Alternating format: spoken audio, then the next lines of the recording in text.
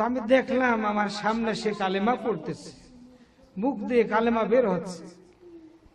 তো প্রায় 3 ঘন্টা পরে আমি লাশের কাছে গিয়ে ভাবলাম যে আমার নানা মনে হয় ইন্তেকাল করে নাই, তার ওই বুকের উপর এটা নড়তেছে। তা আমি কান লাগালাম, আমি দেখি ওই কলবের থেকে জিকির হচ্ছে, আল্লাহু আকবার, জিকির চালু আছে, তার কলবের মধ্যে জিকির হচ্ছে।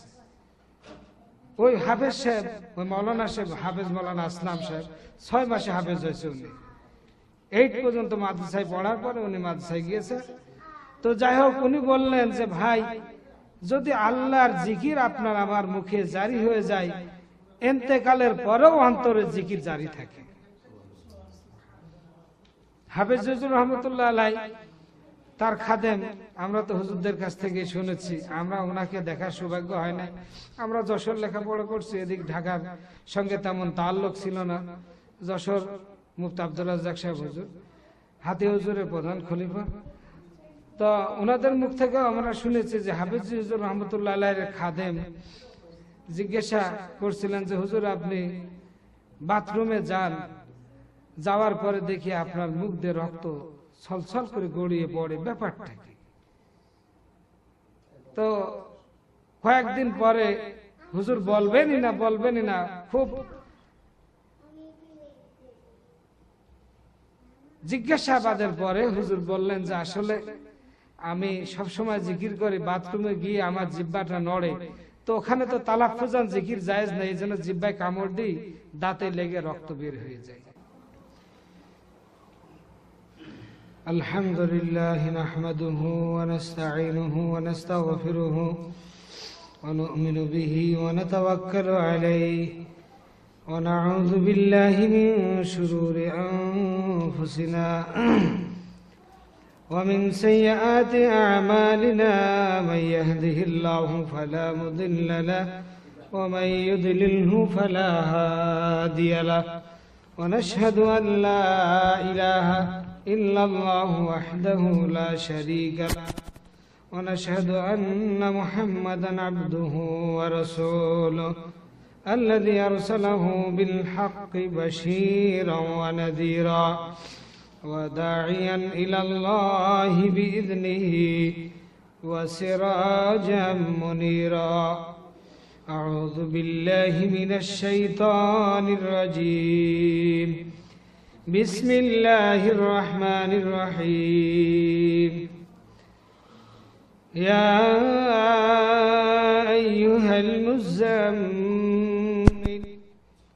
قم الليل إلا قليلا نصفه أو انقص منه قليلا أو زد عليه ورتل القرآن ترتيلا إنا سنلقي عليك قولا ثقيلا إن ناشئة الليل هي أشد وطئا وأقوم قيلا صدق الله العظيم আমরা দরুদ শরীফ পড়ি আল্লাহুম্মা সাল্লি আলা মুহাম্মাদ ওয়া আলা আলি মুহাম্মাদ কামা সাল্লাইতা আলা ইব্রাহিম ওয়া আলা আলি ইব্রাহিম ইন্নাকা হামিদুম মাজিদ আল্লাহুম্মা বারিক আলা মুহাম্মাদ ওয়া আলা আলি মুহাম্মাদ কামা বারাকতা আলা ইব্রাহিম ওয়া আলা আলি ইব্রাহিম ইন্নাকা হামিদুম মাজিদ। আলহামদুলিল্লাহ, আল্লাহ তাআলার দরবারে লক্ষ কোটি শুকর ও সুজুদ, যিনি আমাদেরকে পবিত্র একটি রজনীর মধ্যে উপস্থিত হওয়া এবং দিনে একটা মাহালে বসে কোরআন ও হাদিসের তথ্যভিত্তিক আলোচনা শোনা এবং বোঝার জন্য ফুরসত তথা সুযোগ করে দিয়েছেন বলে আলহামদুলিল্লাহ। আমরা যে রাত্রে উপস্থিত হয়েছি, রাত্র হলো বৃহস্পতিবারের রাত। আসলে মাগরিবের নামাজের আজানের সঙ্গে সঙ্গে সূর্য অস্তমিত হওয়ার পরে শুক্রবার এসে যায় এখন আমরা শুক্রবারের মধ্যে আছি। এই রাত্রে যদি আমরা মারা যাই তো আলহামদুলিল্লাহ শহীদ হয়ে যাব, সুবহানাল্লাহ। তো আমরা ওদিকে আর আলোচনা করব না। আজকের আলোচ্য বিষয় স্বাভাবিকভাবে দু একটি কথা বলবো। আলোচ্য বিষয় হলো আল্লাহ পাক রব্বুল আলামিনের আযাব এবং গজব থেকে আমরা কিভাবে বাঁচতে পারি। আল্লাহ রাব্বুল আলামিন বলছেন, ফাকুল তুস্তাগফিরু রাব্বাকুম ইন্নাহু কানা গাফফারা। তো ভাই, পৃথিবী শুরু লগ্ন থেকে এই পর্যন্ত যত মানুষ এসেছে, এই মানুষ তো সবাই ভালো ছিল না, আবার সবাই খারাপও ছিল না। যখন মানুষের মধ্যে মানুষত্ব হারিয়ে গেছে, মানুষের মধ্যে ঈমান, আমল, ইহসান, দ্বীনদারিত্ব, আমানতদারি, এতেদাল এবং মানুষের ইনসানিয়ত ভুলে গেছে।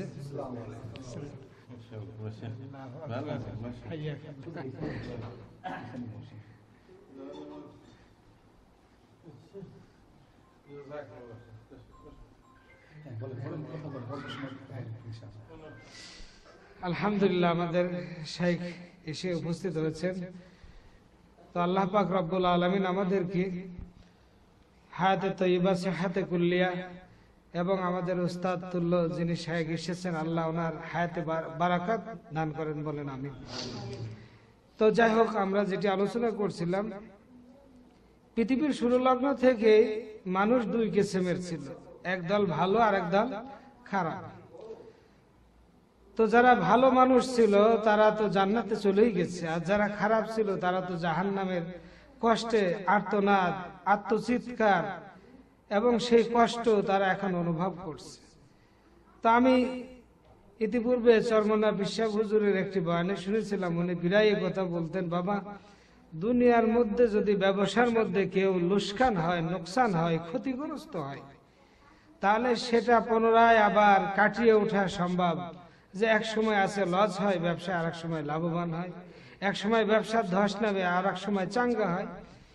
কিন্তু আখেরাতে যদি কেউ ক্ষতিগ্রস্ত হয়ে যায়, সে যদি জাহান্নামের আসামি হয়ে যায়, তার আর বাঁচার কোনো উপায় নেই।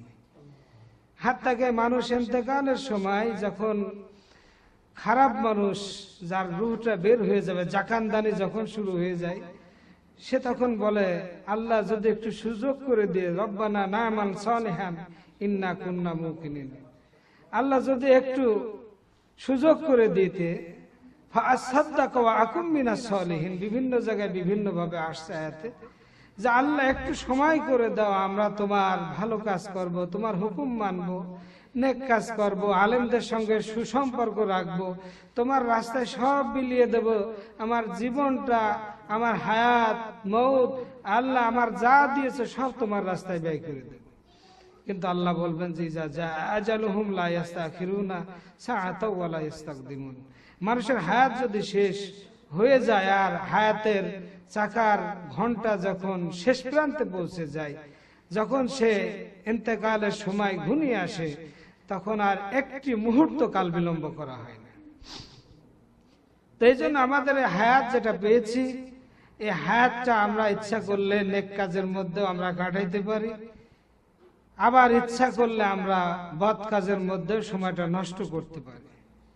কিন্তু সব থেকে জ্ঞানীবান ওই ব্যক্তি যার সময়টা, যার হায়াতটা, যার প্রত্যেক সেকেন্ডটা সে আল্লাহর জিকিরের মধ্যে, আল্লাহর স্মরণের মধ্যে, আল্লাহর কোরআন তেলাওয়াতের মধ্যে, আল্লাহর হুকুমের তামিলের মধ্যে সে যখন কাটাবে, সে তখন সার্থক হবে।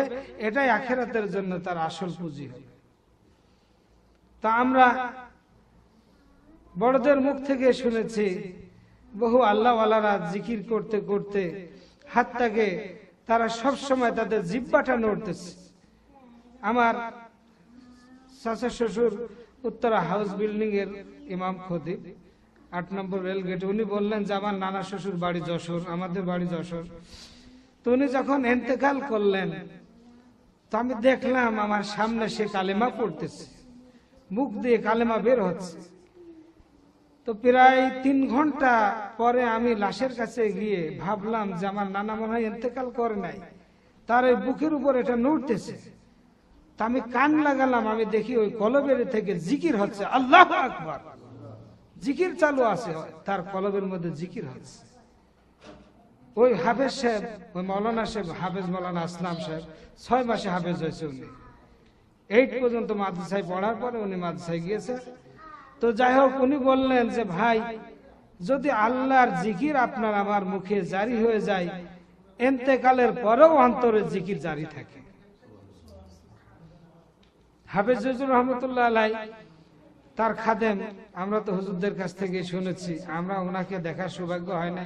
আমরা যশোর লেখাপড়া করছি, এদিক ঢাকার সঙ্গে তেমন তাল্লুক ছিল না।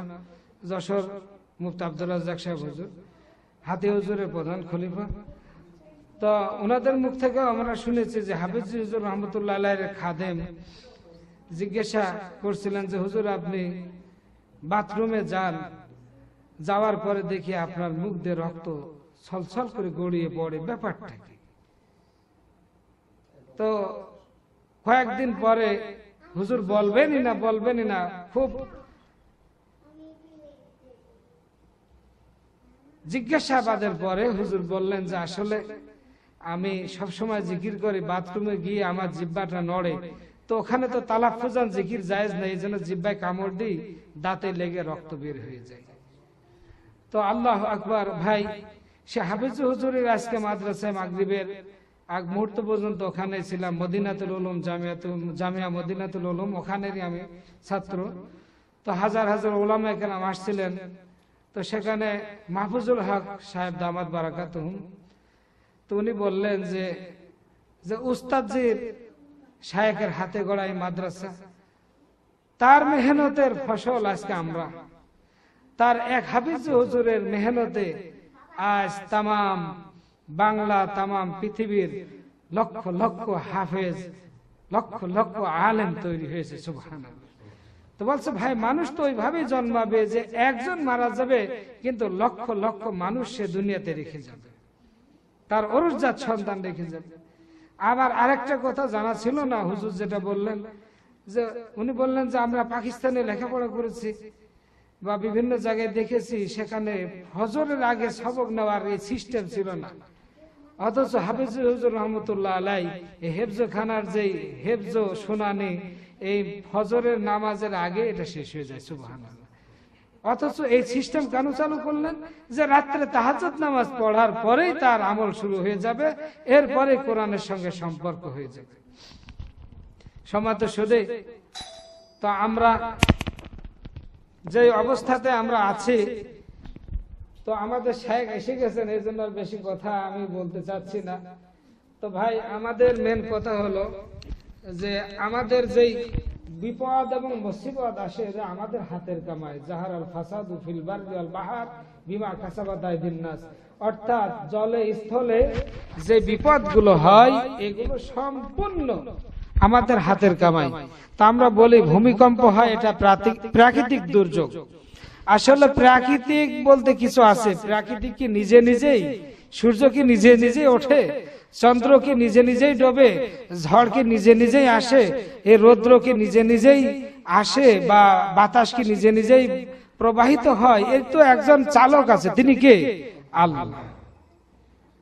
আসলে প্রাকৃতিক বলতে কিছু না, সবকিছু আল্লাহই করে।